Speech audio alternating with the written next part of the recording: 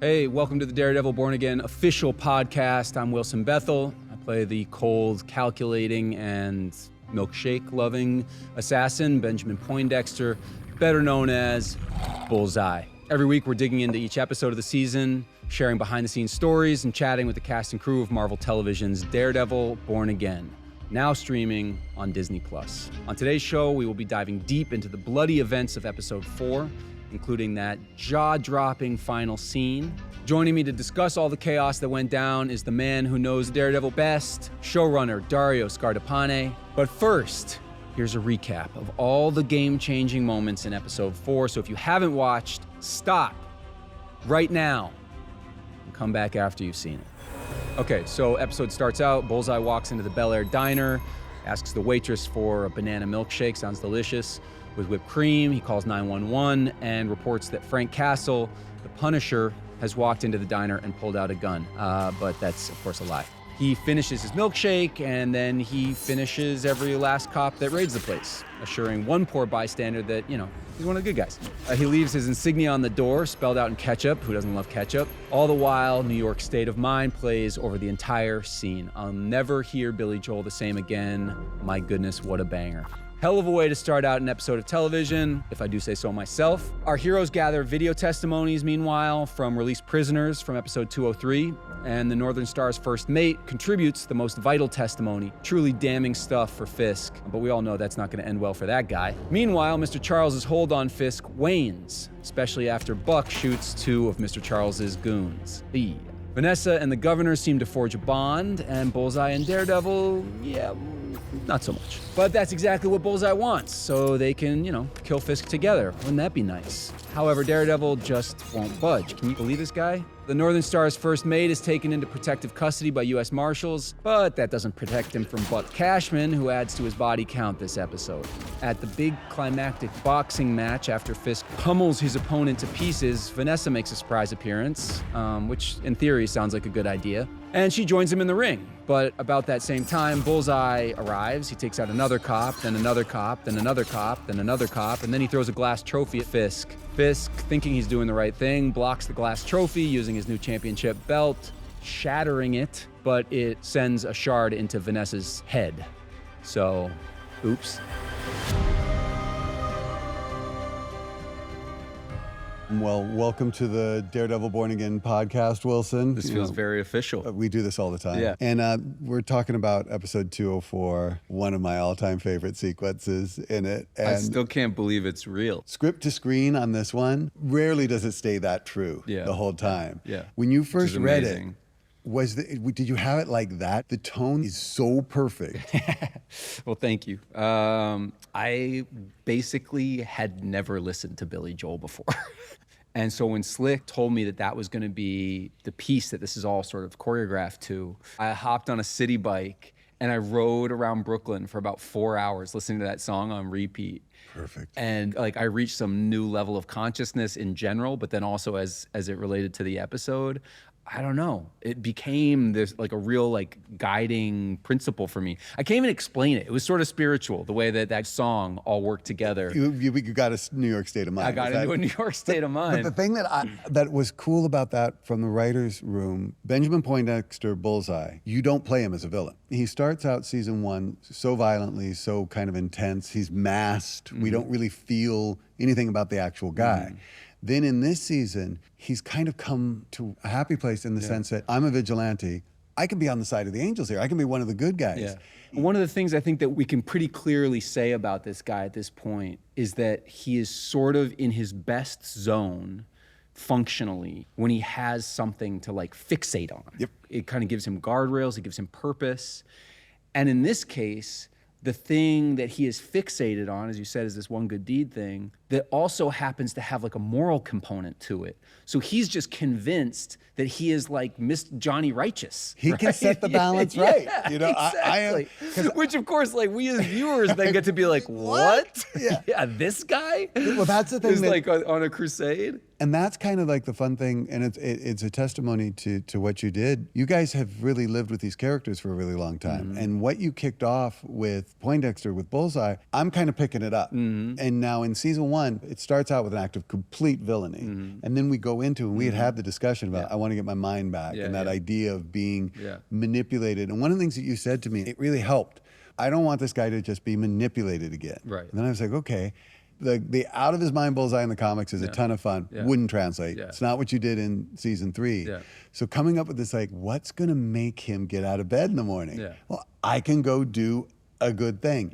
And I wanted to ask you, so the sequence we're talking about, one day, 80 setups. I mean, it's mayhem, man. Yeah, like I think that number is right. I mean, Phil might correct me, but I mean, the bottom line is it was an insane number of setups that basically only could have been pulled off by somebody like Phil, who is one of the most incredible artists I've ever worked with of any kind, and also just an absolute like stone cold pro. If this was like a Marvel movie version of the show, that would have been 3 weeks easy to film that sequence, and we did it in a day. And would probably be the budget that we are using for an episode. Exactly, for the episode. Exactly. As it was, it felt like we were making like the most gangster independent film you've ever seen in your life, and everybody is just firing on all cylinders for 12 or 14 hours or whatever it was. And by the time you get to the last shot, there's this sense of like, holy shit, we just did this. And then at that stage, feeling like, okay, I think this is going to be pretty cool, but you don't really know. I mean, I remember they showed the first glimpse of it at the wrap party when we went, and I cried. I mean, I'm not too proud to say it. Like I couldn't believe it was. I had never seen myself involved in something on screen that was that cool. It was enough that I'm like a hypercritical viewer of my own performances and stuff. I forgot that I was looking at me, you know, which is wild. There's something about this show, the collaboration gets really deep, is a good way of putting it, because I think... But I've got to jump in and say, that's huge testament to you, to Sana. The thing that's been so cool about these sequences is that it starts off with a whole bunch of communication that we are all fans to, like... You couldn't do what was done in the diner without total buy-in from everybody. In the same way you can't do what happens later where it's like you and Charlie are bargaining. And you can't do what happens even later, because this episode is like the total banger. You have the diner scene, you have the kind of like deal with Matt and Bullseye, and then you have the end. One of the great finales of any episode we've ever done. And then you leave it in a place of like, wait a second, they just ran off together. Yeah. For once, there was going to be, I don't like the word team up, but you were going to end up in the same place, kind of side by side with Daredevil. Did that change anything for you?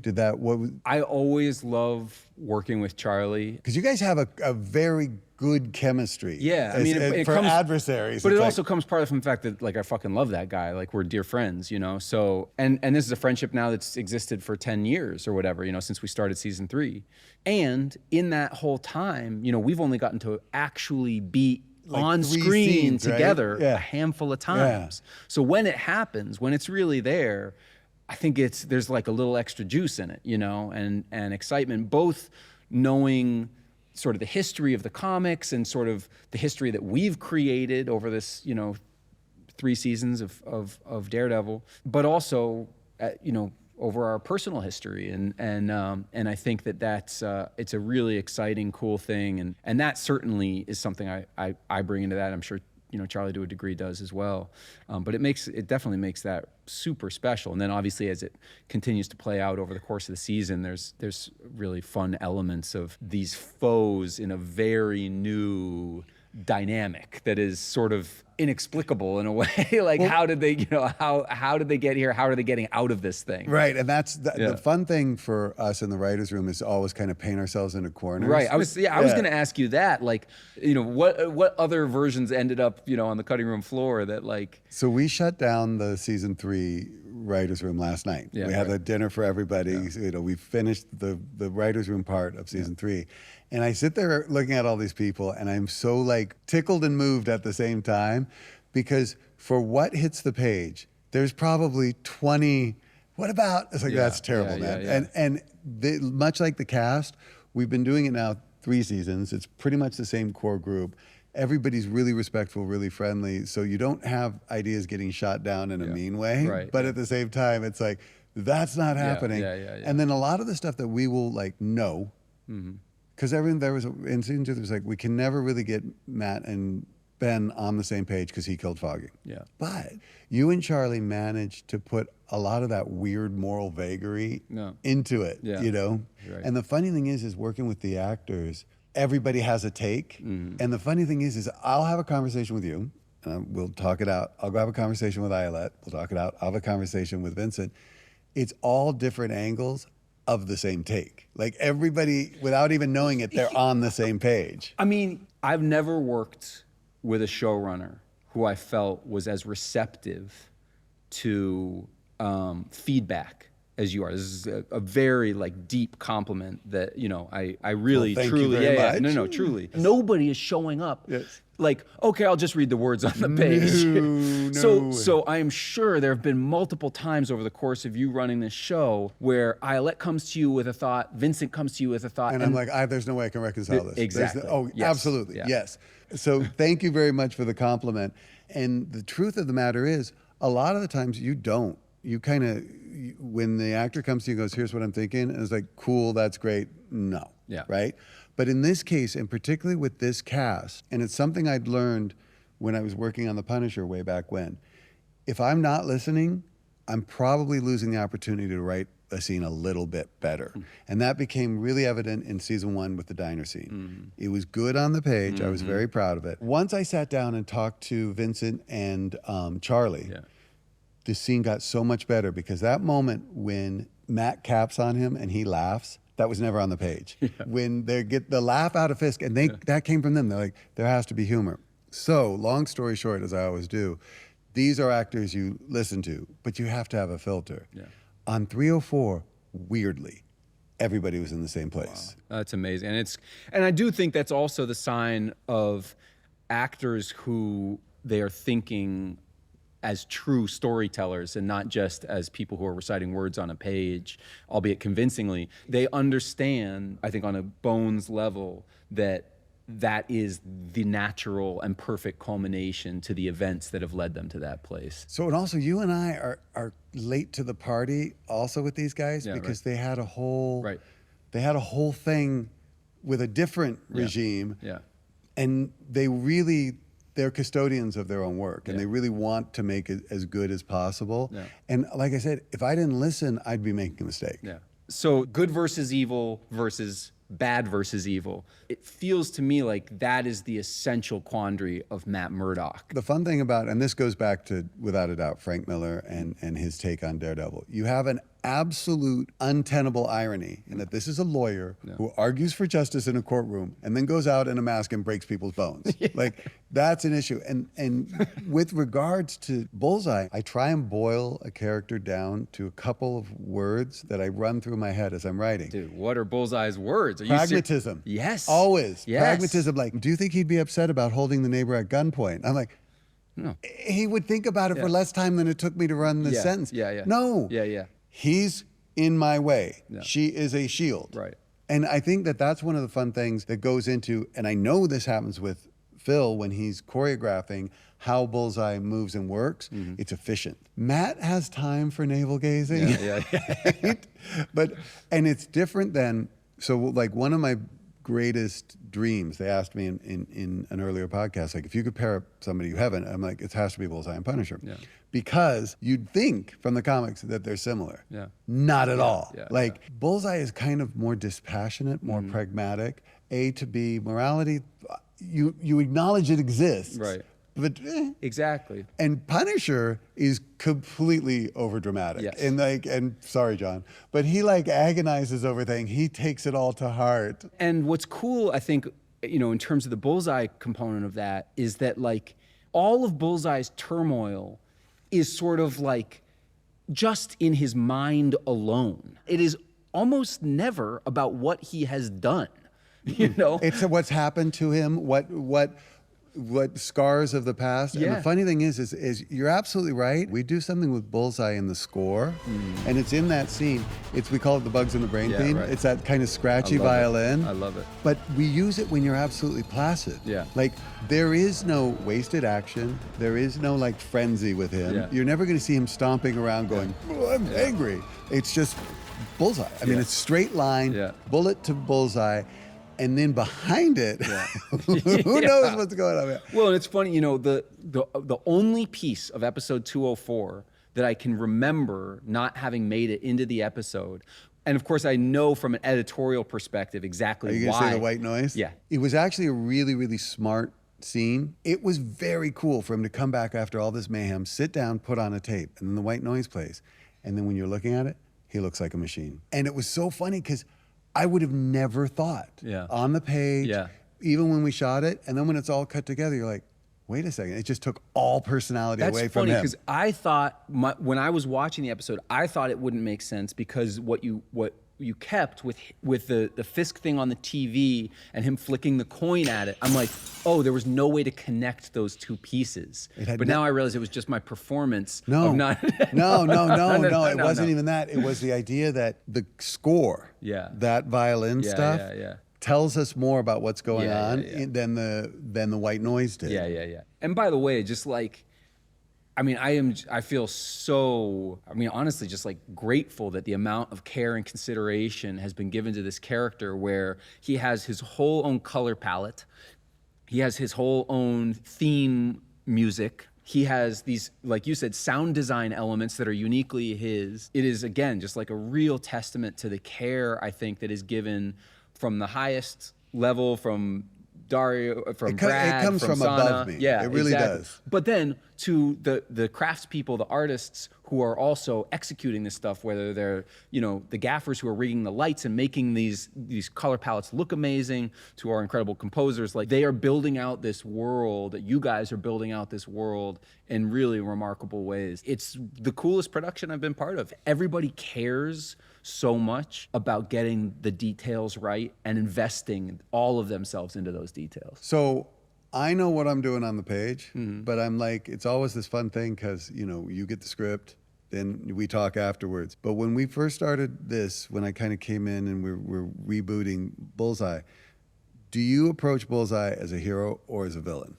Yeah, I mean, he's a hero in the sense that you or I think a lot of people in their lives are the hero of their own journey, right? I don't think a hero in a heroic sense, but just like he is the natural protagonist of his story and the protagonist that does not view himself as a bad person.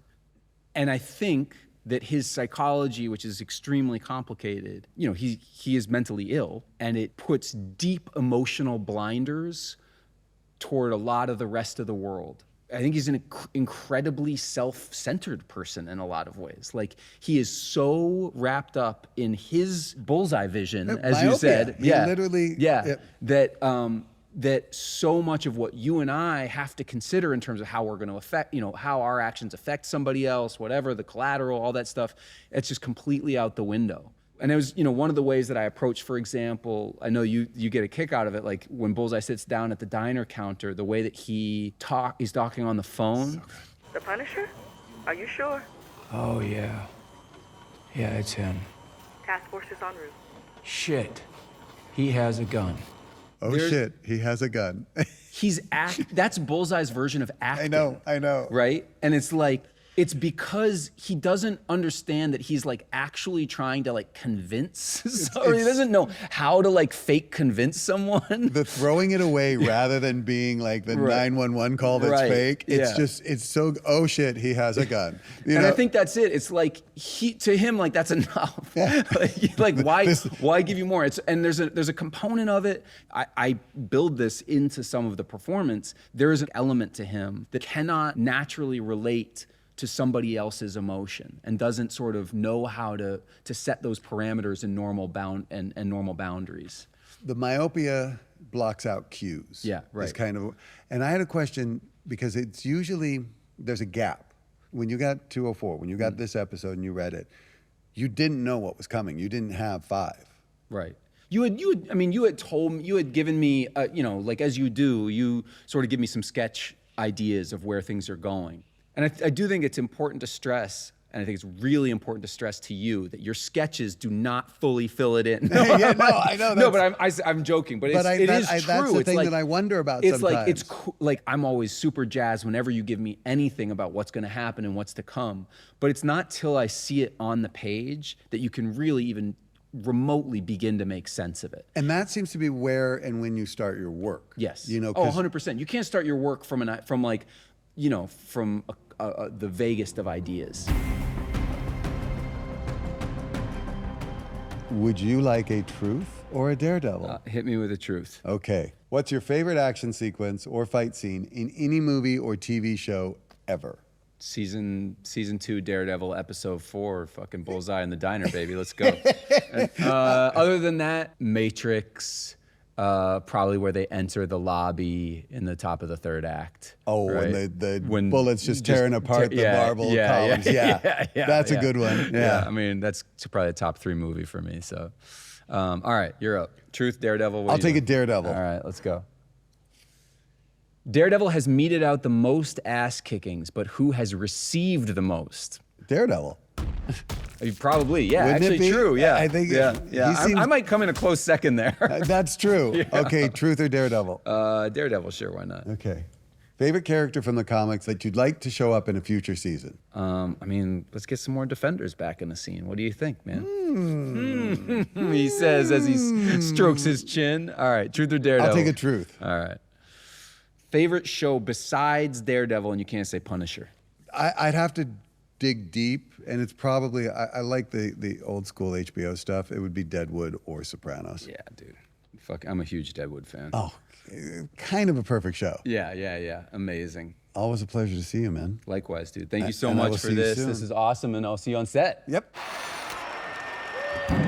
Ladies and gentlemen, proud New Yorkers, welcome to Scrappin' in the Kitchen. Here we are talking about episode 204. You just heard from Wilson and Dara, which I'm sure was a boring conversation. Ours is going to be some riveting. Maybe. What happened in 204? The boxing match, which was big. That was a fun shoot. Like, Do you remember when I fell? oh yeah. Do you remember? Oh my God, yeah. Ah. Yeah, like, and the best part is like you were like working out and like, you know, you got jacked for that. Like I remember like Yeah. you were strong and you fell and everyone reacted like an elderly woman fell. It was like, oh no, like is he and you were fine. Like you popped up. But it was Back like up, yeah. yeah. They say that humiliation is the best medicine. So Yeah. Well, there's kind of like, it's funny, like, there is a quality of like a warm up or something on set where, like, if you yell or sort of like make a noise or something, like, then you can't humiliate yourself in the scene. I do that all the time, right? So it's, Yeah. Yeah. And I learned that from you. Like, I remember, like, the first day we filmed, you did something that like was just so huge for me. Remember we had to walk down that like long corridor for like to get to that Yeah. like model scene. yeah. And I remember it was like, you know, they were screaming like ready, rolling, and it was like the first day. So like I was nervous and you know, like everyone is, and they said action, you know, and I was like, okay, like, and I remember you said like you don't have to go right on action. Like just wait for a minute, like till you Yeah. just like calm down. Yeah. And that is so helpful. Do you feel like in the course of your whole career, you learned more from like what people told you or from just like experience and like figuring things out? So I guess both. You know, I think that because of who I studied with, this woman Sharon Chatton from back in the day, like she's still my mentor to this day, and she's my daughter's mentor now too. She taught me to take control of, you know, my character, no matter what the the circumstance was, no matter where we were shooting, whether we were shooting in a storm or on a boat or on a stage or whatever, Right. she taught me that. But in the end, I think it was the filmmakers that I've worked with, it was the other actors that I've worked with that I felt gave me the permission to be the actor that I was, everybody's different, be the actor that I wanted to be, Right. And I think that's what I was probably trying to instill in you. You just do what you need to do. Don't let anybody, I mean, nobody's doing anything maliciously or anything. Everybody's No, got a job to totally. do. Things have to move fast, but we also have to take the time to be, if you'll excuse the mushy actor talk, to be in the moment. Yeah. Take that little chunk of time. For this episode specifically, did you know that there was going to be like, how early did you know there was going to be this boxing scene? And were you like, did it make you like, were you excited by that? Were you like, because it's kind of a specific show of violence for Fisk, like Yeah. it's in some ways we've seen him have these fights, but it's sort of like there was these small bursts of violence in Fisk, and this is kind of like more of an elongated one. What I wanted to do is I didn't want to be completely covered up like I am always because of the fat suit. I wanted my arms exposed and my chest exposed if we could. So we figured out a way to find a kind of a place where we can almost be bare chested, but not quite.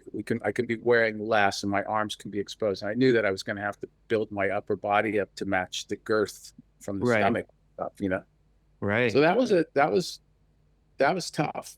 That was tough. Yeah. But to do that while we're shooting, Yeah, it was a lot. I mean, it was so intense. And like, yeah, I remember that was a big conversation with you guys, like you really wanted to show your arms and not have them so covered up. Because like, weren't they like at one time they were like, maybe you can wear like long sleeves, and you're like, yeah, no, like a rash guard kind of thing. yeah, yeah. But I think it's so much more effective because it just like you're still, and the way it's shot is amazing. Like those slow-mo things like that when you're screaming, like that is such a great see, like yeah, it's so cool.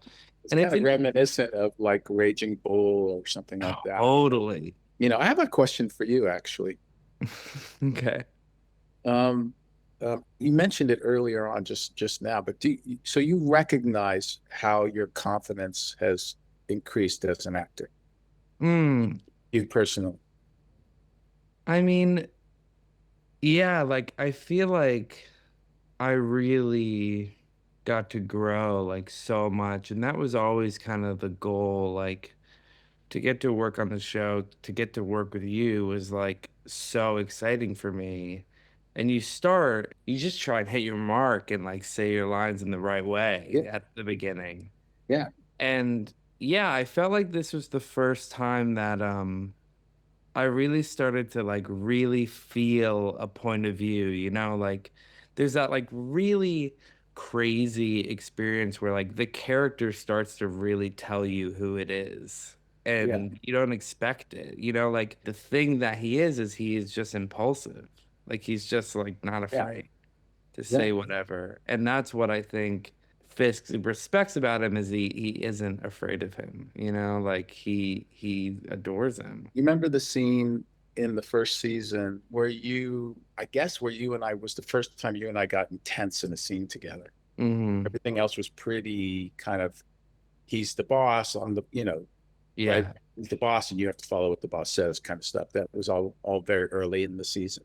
Yeah. But then there's that scene where you actually have to stand up to me and say you were wrong and just fess up, but yet keep your power, keep your agency. I didn't mean to do it, but I did do it, and I know that's unforgivable. And I'm not even asking for forgiveness because I can't even forgive myself. Because the thing is, you're right. I don't deserve this job. I remember that like in between takes, we had a discussion. I'll never forget it. Like you were like, good, like it's getting there. And I remember it was like the final bit that I kept kind of struggling with. And what you said to me was like, just throw it away. Like that, you did that version of it. Like do a different version, just throw it away. Yeah. And I was like, yeah. And I think it helped me calm down a lot.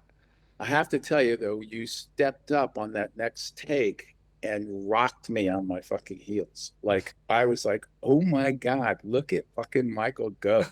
You know, like I'm playing Fisk, but I'm also playing, this guy that wants you to do, it's me, the actor. I want you to do Yeah. amazing.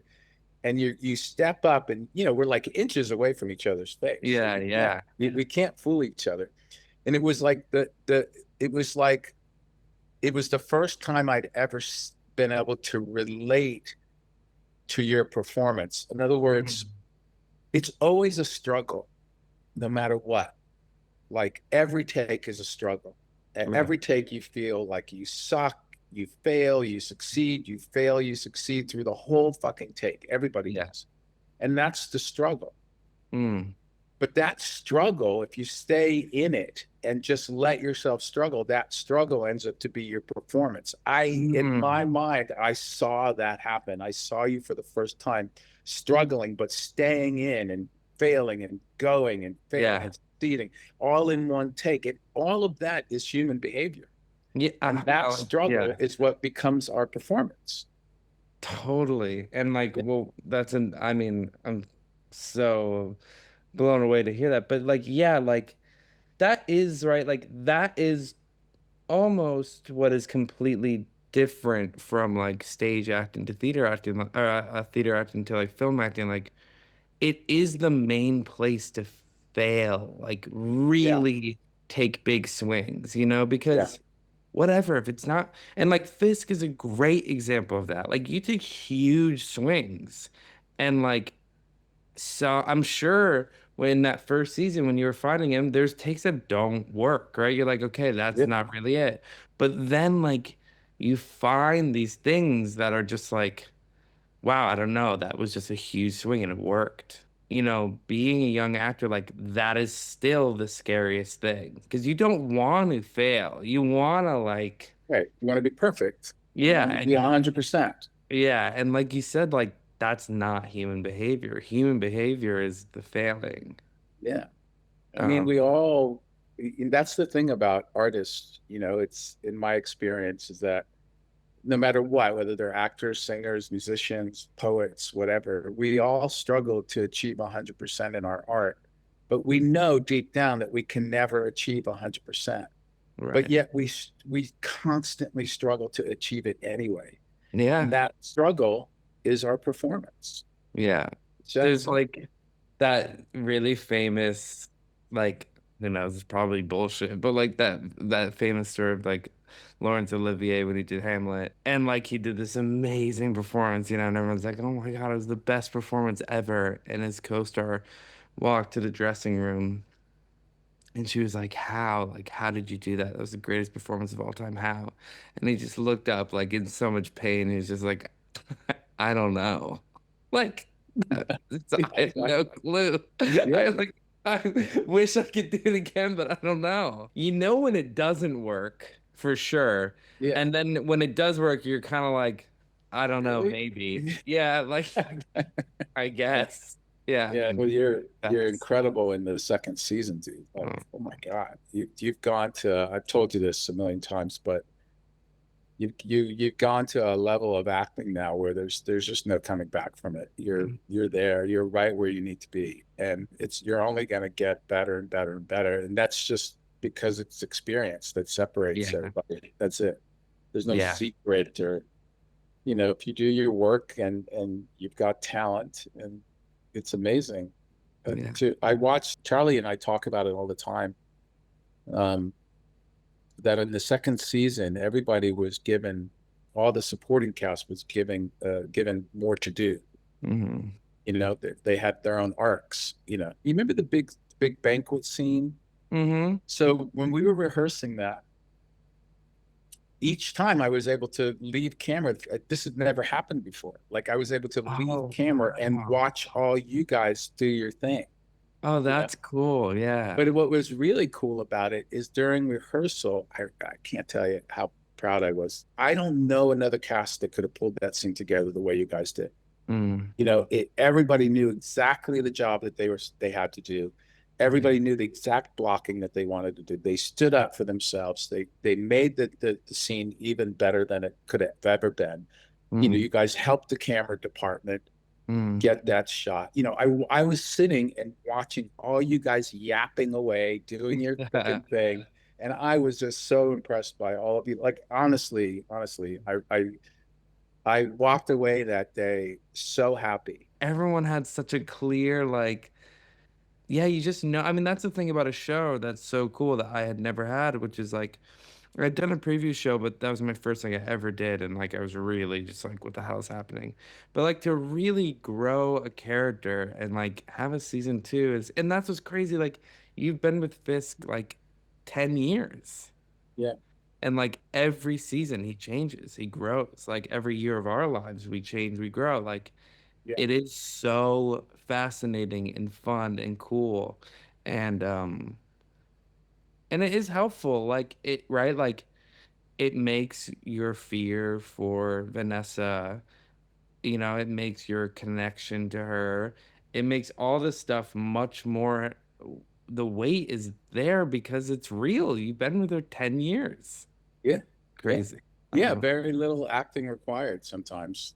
Yeah, You know, totally. like even in the scenes that we do together, you know, some of it we have to like pull use every tool that we have in our bag to get away with. I think about that one scene. Remember the one where I'm calling you out in my office? Mm-hmm. Yeah. And we're laying down all these things in front of you. Do you remember that? It was a really Yeah, and I hard scene. couldn't stop Took laughing. us a long time to get that right, you know. Yeah, and we barely, I we was barely got it. struggling, dude. It was I was hard. not. But you were also in the office like all day. That's like hell. Yeah. Because I remember I walked in and you're just like, oh my God. And I was like, exposition day. Like, don't you love it? Yeah. But, you know, I guess what I'm trying to say is that we knew that we weren't nailing it. Yeah. Yeah. And then we had to like, you know, no, we had to just keep finding it, right? And eventually we Yeah. found it. Just one take. We It was like barely the got away with last it. one we barely got it. We were like, that's kind of it. Yeah, like we got close. Yeah, yeah. No, I mean, like, I will say, like, it's just like, yeah, I do feel like we played ping pong really well together. Like, it was just like, oh my God, I felt like I always kind of knew where you were going, you knew where I was going. It was just really fun. Like, we just played a lot. We just did. Yeah. And that's just So because we got so close really quick. It was just like, this is so fun. when you're watching your stuff, are you happy with it? Or is it hard to? I am like, I'm happy, like, I think it's hard for me to go like, okay, like good. Like there are scenes, there's a scene with Artie and I think episode 203 that I really love where I'm eating hot dogs. That's so good. Like that Yeah. scene, I'm like, that is so fun and good and funny. And Yeah. I tend to like, I think it's easier for me to laugh at myself. Like when he's being funny, that I can go, but like any serious thing, I'm like, that's when I get like I Yeah. don't even get in my head. It's just like hard to watch. Yeah. The BB stuff is really good. The thing that shines brightest for me in the second season is the whole supporting cast, including yourself. Everybody's just so good. Yeah. You know, Yeah, they are. everybody's pulling off these great scenes left and right. It's awesome. No, it's so true. Like everyone is so amazing and great. And like it just was so fun. Like that's the best part about it. It's just good people having fun doing good work. Yeah. Yeah. Well, I can't wait for people to see it. And this is so fun. Watch and listen to Daredevil Born Again official podcast, available on Disney Plus and wherever you get your podcasts, and stream season 2 of Marvel Television's Daredevil Born Again on Disney Plus.